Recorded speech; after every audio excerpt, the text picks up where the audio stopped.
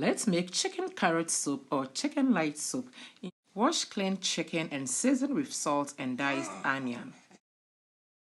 Allow the chicken to simmer in its juices for 10 minutes. Next, in a blender, blend onion, garlic, ginger, vegetable seasoning, coriander seed, and dried rosemary. Pour the blended mixture onto your chicken and allow it to simmer for 10 minutes. In a separate bowl, cook your vegetables, carrots, tomatoes, onion, pepper.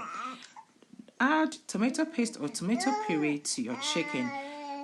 Blend your cooked vegetables and pour the mixture onto your chicken. Add enough water to make your soup. Allow to cook for 40 minutes on a medium heat.